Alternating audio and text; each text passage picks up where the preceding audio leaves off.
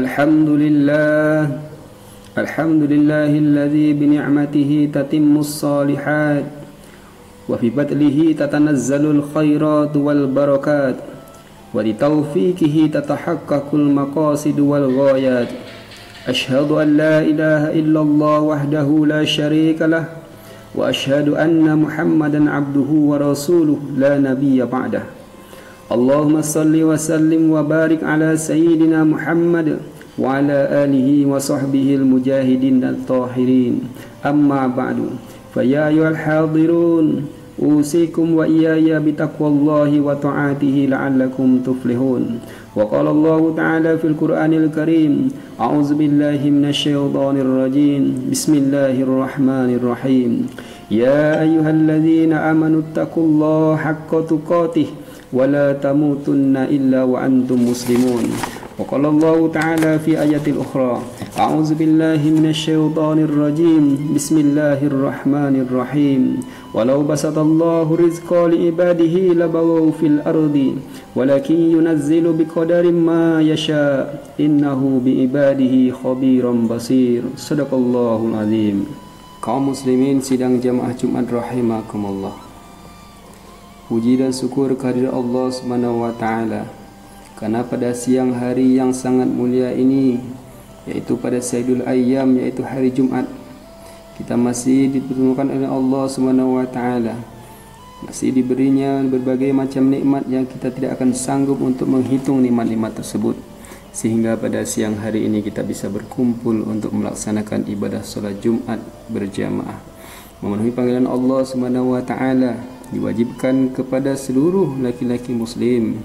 Mudah-mudahan dengan selalu bersyukur kepada Allah Subhanahu wa taala, Allah akan menambah nikmat-nikmat yang lain kepada kita dan Allah menjauhkan segala bala dan bencana daripada hidup dan kehidupan kita, baik di dunia dan di akhirat nanti.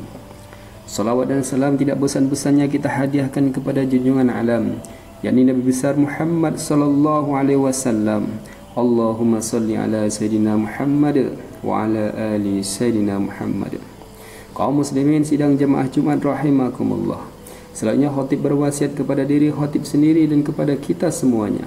Marilah kita selalu meningkatkan iman dan takwa kita kepada Allah Subhanahu wa taala, yaitu dengan selalu berusaha melaksanakan segala perintah Allah Subhanahu wa taala, juga perintah Rasulullah sallallahu alaihi wasallam, juga meninggalkan segala larangan Allah Subhanahu wa taala serta segala sesuatu yang dilarang oleh Rasulullah sallallahu alaihi wasallam. Mudah-mudahan dengan selalu meningkatkan iman dan takwa kepada Allah Subhanahu wa taala, kita termasuk hamba-hamba Allah Subhanahu wa taala yang paling mulia di sisinya. Amin ya rabbal alamin. Kaum muslimin sidang jamaah Jumat rahimakumullah. Dari An-Nu'man bin Bashir radhiyallahu anhuma, Nabi Muhammad sallallahu alaihi wasallam mengingatkan, ala wa inna fil jasadi mudghah, idza salahat salahul jasadu kulluh wa idza fasadat fasadal jasadu kulluh, ala wa hiyal qalb. Ingatlah bahawa di dalam jasad ada segumpal daging. Jika ia baik, maka baik pula seluruh jasadnya. Jika dia buruk atau dia rusak, maka rusak pula seluruh jasadnya. Ketahuilah bahawa ia adalah hati atau jantung. Hadis riwayat Bukhari dan Muslim. Kaum muslimin sidang jemaah Jumat rahimakumullah. Hadis ini bisa dimaknai dalam dua sudut pandang. Yang pertama secara jasmani, secara lahiriah, Nabi kita Muhammad sallallahu alaihi wasallam berpesan betapa pentingnya, betapa vitalnya fungsi jantung pada tubuh kita, atau dalam bahasa Arabnya disebut qalb dalam tubuh manusia. Jantung punya fungsi utama memompa darah ke seluruh tubuh melalui pembuluh darah. Jantung bertugas pula menyalurkan nutrisi ke seluruh tubuh dan membuang sisa metabolisme tubuh. Jantung yang normal adalah pangkal jasmani yang sehat. Sebaliknya, ketika jantung mengalami gangguan, maka terganggu pula kesehatan tubuh manusia secara keseluruhan. Makna yang kedua adalah secara rohani. Istilah qalbu dimaknai sebagai apa yang sering kita sebut dengan hati. Hati kita memang tak kasat mata, tapi pengaruhnya kepada setiap gerak-gerik hidup manusia amat menentukan. Ia tempat berpangkalnya niat, tulus atau tidak, jujur atau berpura-pura, yang hanya diketahui oleh Allah SWT dan pemilik hati itu sendiri. Dalam Islam, hati merupakan sesuatu yang paling pokok, Ibarat jantung tadi, rusaknya hati berarti rusaknya setiap perilaku manusia secara keseluruhan. Maka maksud dari hadis Rasulullah SAW itu tentu lebih tepat pada pemaknaan yang kedua ini. Kaum muslimin sidang jemaah Jumat rahimakumullah. Ibnu Hajar Al-Asqalani dalam kitab Munabbihat ala Istidadi li Yaumil Mi'ad memaparkan penjelasan Imam Hasan Al-Basri bahwa setidaknya ada 6 hal yang membuat hati manusia menjadi rusak. Yang pertama, berbuat dosa dengan berharap kelak ia bertaubat. Ia sadar apa yang dilakukan adalah kedurhakaan. Ia sadar apa yang dilakukan adalah kesalahan. Ia sadar apa yang ia lakukan adalah dosa. Tapi tetap ia lakukan juga dengan berangan-angan ia bisa menghapus kesalahan-kesalahannya ini di kemudian hari. Ini merupakan sebuah kesombongan karena terlalu percaya diri bahwa Allah SWT akan memberinya kesempatan bertaubat lalu melimpahinya rahmat. Memang Allah SWT akan mengampuni dosa orang-orang yang bertaubat. Namun yang menjadi pertanyaan adalah, apakah Allah SWT pasti memberikan kesempatan atau umur kepada kita untuk bertaubat? Bisa jadi ajal menjemput kita sebelum kita bertaubat. Bisa jadi pula justru hati kita makin gelap, dosa-dosa kian menumpuk, dan kesadaran untuk kembali kepada Allah SWT semakin jauh. Yang kedua yang dapat merusak hati kita adalah berilmu tapi tidak mau mengamalkannya. Ada pepatah bijak mengatakan, Al-ilmu bila amalin kasyajari bila samarin. Ilmu tanpa amal bagaikan pohon tanpa buah. Amal juga menjadi penanda akan keberkahan ilmu itu sendiri.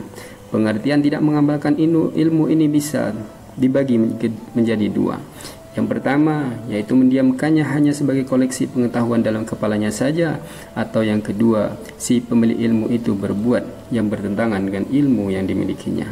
Kaum muslimin sidang jamaah Jumat rahimakumullah.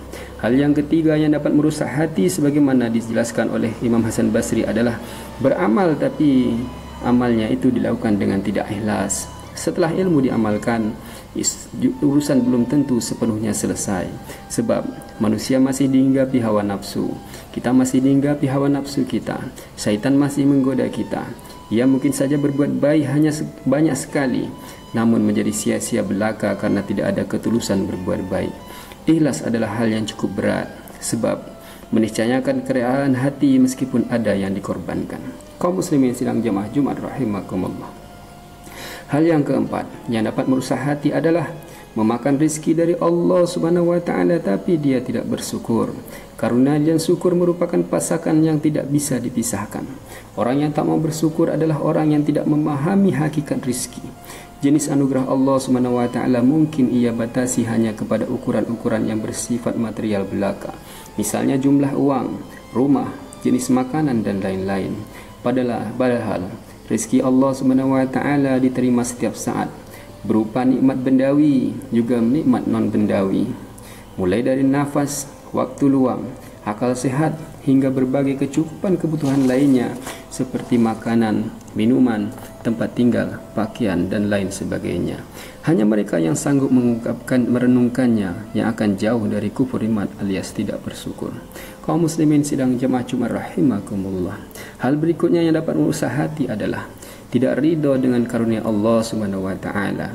Di sini orang bukan hanya tidak mau mengucapkan rasa syukur, tetapi juga kerap mengeluh, merasa kurang, bahkan dalam bentuk yang lebih ekstrim melakukan protes kepada Allah Subhanahu wa taala.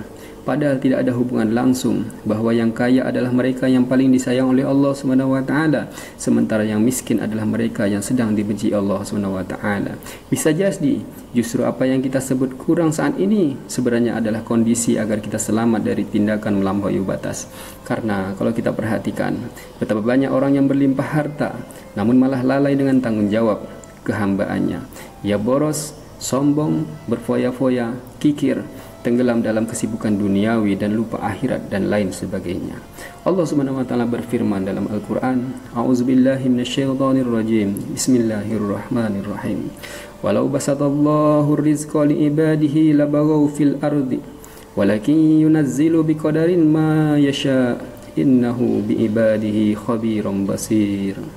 Dan jikalau Allah melapangkan rizki kepada hamba-hambanya, tentulah mereka akan melampaui batas di muka bumi ini. Tetapi Allah menurunkan apa yang dikehendakinya dengan ukuran. Sesungguhnya Allah maha mengetahui keadaan hamba-hambanya, lagi maha melihat. Quran Surat Asy-Syu'ara ayat 27. Kaum muslimin sidang jemaah Jumat rahimakumullah. Hal keenam yang dijelaskan oleh Imam Hasan Al-Basri yang dapat merusak hati adalah mereka mengubur orang mati. Mereka selalu melihat proses penguburan orang yang meninggal dunia, namun tidak bisa mengambil pelajaran darinya. Peristiwa kematian adalah nasihatnya lebih gamblang daripada pidato-pidato. Nasihat lebih baik daripada ceramah. Nasihatnya lebih nyata daripada khutbah-khutbah. Ketika ada orang yang meninggal, kita disajikan fakta yang jelas bahwa kehidupan dunia ini fana.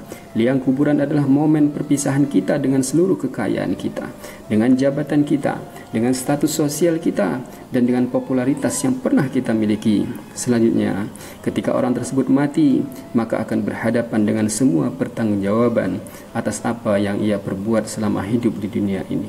Rasulullah SAW bersabda, Bismillahirrahmanirrahim. Innal qabra awwalu manazilil akhirati fa inna jaminhu fama ba'dahu aysara minhu wa illam yanja minhu fama ba'dahu asyaddu min. Sungguh liang kubur merupakan awal perjalanan akhirat. Jika seseorang selamat dari siksaannya, maka perjalanan selanjutnya akan lebih mudah. Namun jika ia tidak selamat dari siksanya, maka siksaan selanjutnya akan lebih kejam. Hadis riwayat Tirmizi. Barakallahu li wa lakum bil Qur'anil azim wa nafa'ni wa iyyakum bima fihi minal ayati wa dzikril hakim wa taqabbalallahu minna wa minkum tilawatahu innahu was-sami'ul alim. Aqulu qawli hadza fastaghfirullahal azim innahu wal ghafurur rahim.